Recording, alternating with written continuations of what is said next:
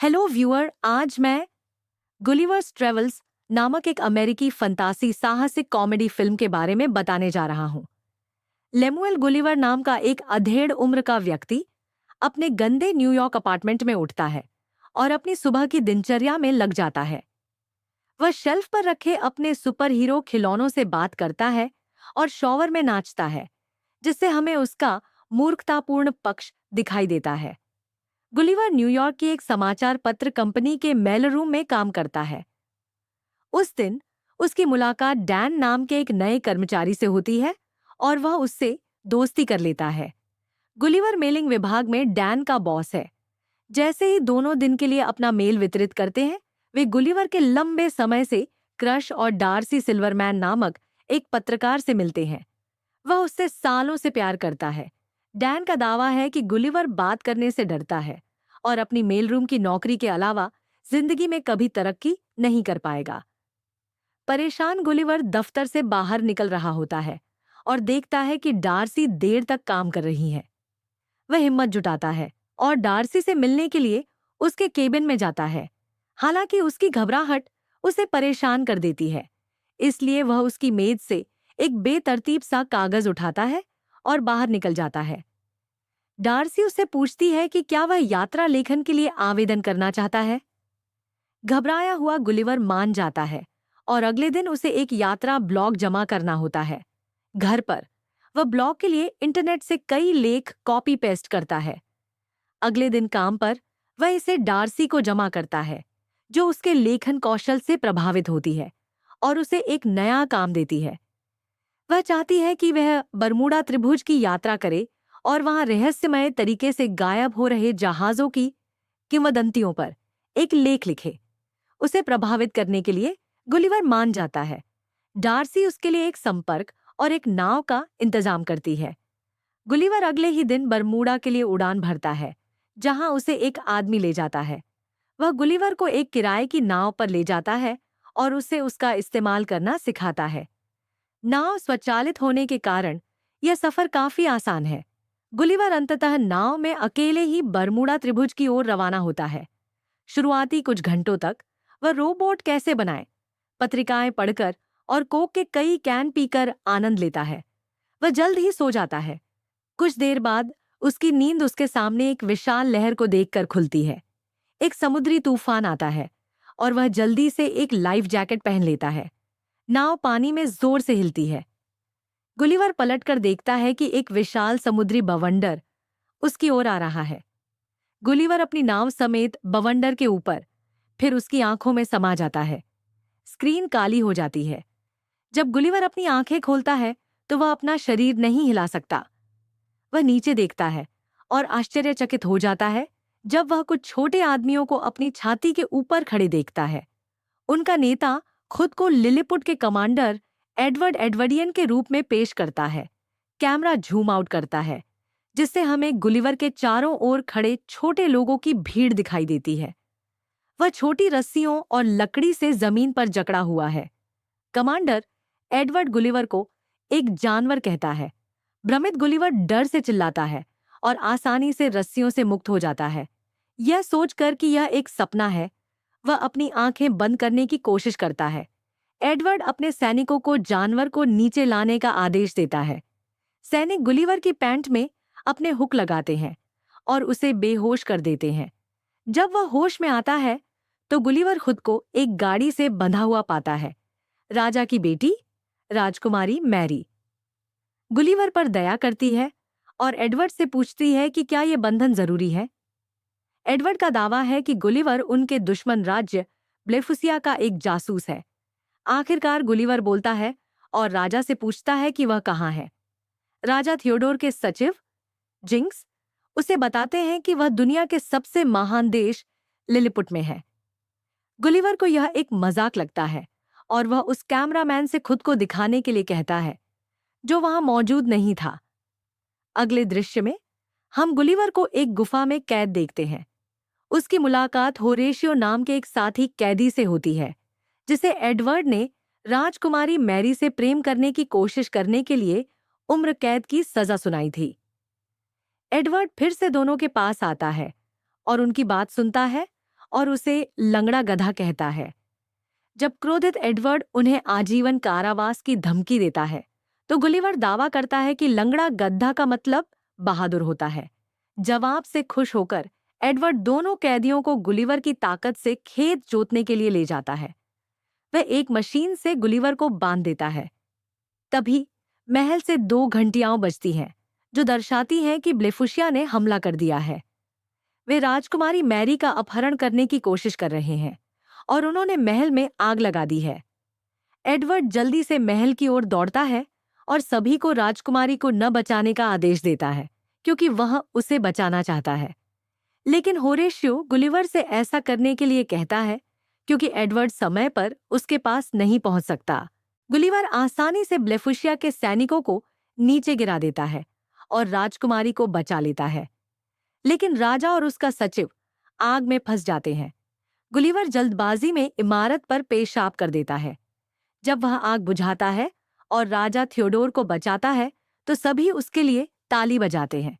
राजा उसे और होरेशियो को कैद से मुक्त करता है और गुलिवर को उसकी बहादुरी के लिए धन्यवाद देता है। वह इस अवसर का जश्न मनाने के लिए सभी को रात में दावत पर भी आमंत्रित करता है। एडवर्ड किसी और की बहादुरी की तारीफ होते देख आग बबूला हो जाता है। दावत में राजा गुलिवर से पूछता है कि वह कहाँ से है और वह जवाब देता है कि वह मैनहट्टन से है। लोग मान लेते हैं कि गुलिवर मैनहट्टन का राष्ट्रपति था क्योंकि वह वहां का सबसे बहादुर व्यक्ति है। गुलिवर को जिंदगी में पहली बार खुद को हीरो जैसा महसूस होता है, इसलिए वह एक मनगढ़ंत कहानी गढ़ता है और दावा करता है कि उसे अद्भुत राष्ट्रपति कहा जाता था। एडवर्ड को छोड़कर सभी उसकी बात मान लेते हैं। अगले दिन लिलीपुट के लोग गुलिवर के लिए एक विशाल घर बनाते हैं जिसमें वे सभी सुविधाएं होती हैं जो उसे न्यूयॉर्क में रहते हुए नहीं मिल पाती थी। राजा गुलिवर के अनुरोध पर उसकी डूबी हुई नाव की तलाश के लिए एक खोजी दल भेजता है। गुलिवर उन्हें राज्य के सभी लोगों के लिए एक थिएटर भी बनवाता है। फिर वह उन्हें डूबते टाइटैनिक का एक नाटक दिखाता है और दावा करता है कि यह उसके जीवन की कहानी है। उसके दुखद जीवन से हर कोई हैरान है। एडवर्ड पूछता है कि डूबने के बाद उसकी जान कैसे बची और गुलिवर दावा करता है कि उसे होश आ गया था। बाद में होरेशियो गुलिवर से राजकुमारी मैरी को प्रभावित करने में मदद मांगता है और गुलिवर मान जाता है। दोनों महल में जाते हैं और होरेशियो राजकुमारी के पास जाता है। एक छिपा हुआ गुलिवर किस गीत के बोल सुनाता है और होरेशियो उससे दोहराता है। अंत में राजकुमारी होरेशियो के प्रति आकर्षित होने लगती है, लेकिन एडवर्ड जो उससे प्रेम करने आया है उसे बुला लेता है। दोनों की शादी तय थी क्योंकि एडवर्ड राज्य का सबसे बहादुर था। राजकुमारी मैरी एडवर्ड को पसंद नहीं करती, लेकिन वह उससे छुटकारा नहीं पा सकती। कहीं और खोज दल को कोक के कैन से भरी एक धुली हुई नाव मिलती है। गुलिवर घटनास्थल पर आता है और पाता है कि उसका फोन अभी भी काम कर रहा है। उसके पास डार्सी के 12 वॉइस मैसेज हैं। पता चलता है कि वह गुलिवर के साहित्यिक चोरी वाले लेख के बारे में जानकर बहुत क्रोधित है। गुलिवर अब न्यूयॉर्क वापस जाकर उसका सामना नहीं करना चाहता, इसीलिए वह लिलीपुट में स्थायी रूप से रहने का फैसला करता है। एडवर्ड इस फैसले से खुश नहीं होता और राजा से कहता है कि उसे गुलिवर पर शक है। राजा उसे यह कहकर बर्खास्त कर देते हैं कि उन्हें गुलिवर पर भरोसा है। उसके रुकने के कारण राजा गुलिवर को नए सेनापति की उपाधि देते हैं और एडवर्ड को उपसेनापति के पद पर पदावनत कर देते हैं। ईर्ष्यालु एडवर्ड लिलीपुट की रक्षा प्रणाली को निष्क्रिय कर देता है, जिससे उनके दुश्मन ब्लेफुसिया के लिए हमला करना आसान हो जाता है। ब्लेफुसिया के सैनिक और उनके राजा यह देख लेते हैं और तुरंत लिलीपुट पर हमला करने की योजना बनाते हैं। वे पानी के रास्ते राज्य में पहुंचते हैं और लिलीपुट की ओर तोप के गोले दागते हैं। सेनापति होने के नाते अब उन्हें रोकना गुलिवर की जिम्मेदारी है। वह घबराकर पानी में उतर जाता है और उसे इधर उधर उछालना शुरू कर देता है। लिलीपुट के लोग गुलिवर की सभी इच्छाएं पूरी करते हैं। वे टाइम्स स्क्वायर का एक मॉडल भी बनाते हैं ताकि उसे घर जैसा महसूस हो। वे गुलिवर के कपड़े पहनकर उसके जैसा व्यवहार करते हैं। उसके बाल काटने और मालिश करने के लिए सैनिकों को नियुक्त किया जाता है। एक रात एडवर्ड राजकुमारी के कक्ष में घुस जाता है। वह दावा करता है कि उसे कभी भी अंदर आने का अधिकार है क्योंकि वह राजकुमारी से प्रेम करता है। राजकुमारी अंततः खुलासा करती है कि वह उससे प्यार नहीं करती और नहीं चाहती कि वह अब उससे प्रेम करे। क्रोधित एडवर्ड ब्लेफिसिया के राजा से मदद मांगने के लिए निकल पड़ता है। एडवर्ड के आदमियों को नाव पर गुलिवर की रखी अपना रोबोट बनाए किताब मिल गई है।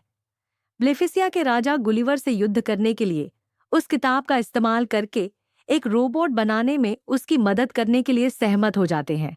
कुछ दिनों बाद गुलिवर मॉडल टाइम स्क्वायर पर होता है जब महल की घंटियां बजती हैं जो आक्रमण का संकेत देती हैं। गुलिवर छोटे लोगों से लड़ने के लिए तैयार होता है, लेकिन एडवर्ड द्वारा संचालित एक विशाल रोबोट उसके सामने आकर खड़ा हो जाता है, जिससे वह हैरान रह जाता है। एडवर्ड उसे द्वंद्व युद्ध के लिए चुनौती देता है। गुलिवर के पास स्वीकार करने के अलावा कोई रास्ता नहीं बचता। वह रोबोट को धक्का देने की कोशिश करता है, लेकिन वह उससे कहीं ज्यादा ताकतवर है। वह गुलिवर को उसकी पैंट से उठाता है और उसे अपनी हार स्वीकार करने पर मजबूर करता है। गुलिवर यह भी कबूल करता है कि उसने राष्ट्रपति होने के बारे में जो कुछ भी कहा था वह सब झूठ है। राजा और राजकुमारी उसके द्वारा धोखा दिए जाने पर हैरान है। एडवर्ड गुलिवर को सजा के तौर पर वह द्वीप जहां हम जाने की हिम्मत नहीं करते नामक एक निषिद्ध स्थान पर भेज देता है। जब गुलिवर वहां रह जाता है तो उसे एक विशालकाय बच्ची उठा लेती है। पता चलता है कि वह द्वीप विशालकाय प्राणियों का घर है। वह लड़की गुलिवर को एक खिलौना समझती है और उसे अपने बारबी हाउस में रखती है। उसे लड़कियों जैसे गुलाबी कपड़े पहनाती है।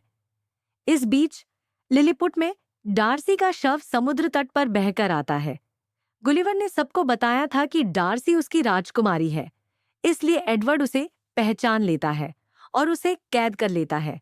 वह जेल में राजा थियोडोर और उनकी रानी से मिलती है, जिन्हें गुलिवर की हार के बाद बंदी बना लिया गया है। होरेशियो यह सब देखता है और गुलिवर को वापस लाने के लिए उस द्वीप पर जाने का फैसला करता है जहां हम जाने की हिम्मत नहीं करते। वह द्वीप पर नगण्य है और सुरक्षित गुलिवर तक पहुंचने में कामयाब हो जाता है। छोटी बच्ची के गुड़िया घर में एक मृत अमेरिकी वायुसेना पायलट का कंकाल भी है। गुलिवर पैराशूट का इस्तेमाल करके लिलीपुट वापस उड़ जाता है। वह सबसे पहले जेल में डार्सी से मिलता है और कबूल करता है कि उसे उस पर क्रश है। डार्सी उसे लेक की नकल करने के लिए माफ कर देती है और उसके सामने खुलकर बात करती दिखती है।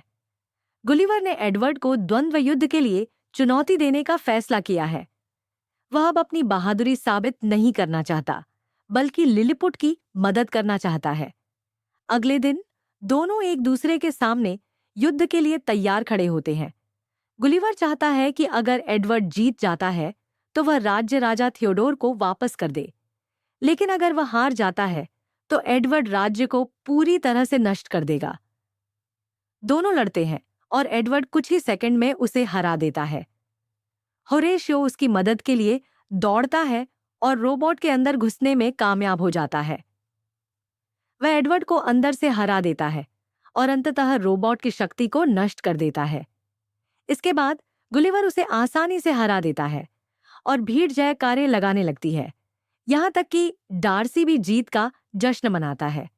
होरेशियो की बहादुरी की बदौलत उसे राजकुमारी मैरी से प्रेम करने की अनुमति मिल जाती है। आखिरकार दोनों एक दूसरे को चूम लेते हैं, लेकिन तभी एडवर्ड, जो पागलपन की हद तक पहुंच चुका है, राजकुमारी को बंधक बना लेता है। लेकिन राजकुमारी एडवर्ड से तंग आकर हताश होकर उस गद्दार की पिटाई कर देती है। फिर डार्सी पहली बार गुलिवर को चूमता है। ब्लेफिसियन राजा और थियोडोर फिर से युद्ध शुरू करने वाले होते हैं, लेकिन गुलिवर उन्हें रोक देता है। वह एडविन स्टार की वॉर सुनाकर प्रतिद्वंद्वी द्वीप राष्ट्रों के बीच शांति स्थापित करने में सफल होता है और अंततः डार्सी के साथ अपने मरम्मत किए गए जहाज पर न्यूयॉर्क शहर लौटता है। कुछ हफ्ते बाद गुलिवर ने मेलरूम की नौकरी छोड़ दी है और अब एक यात्रा लेखक है। वह और डार्सी एक खुशहाल रिश्ते में है। गुलिवर ने अभी अभी एक यात्रा असाइनमेंट पूरा किया है और फिल्म का अंत तब होता है जब दोनों एक दूसरे का हाथ थामे डार्सी के ऑफिस से बाहर निकलते हैं। ऐसे ही और Because of वीडियो देखने के Horatio's लिए सब्सक्राइब bravery, करें। he is provided हमारे वीडियो permission देखने के to लिए court शुक्रिया। Princess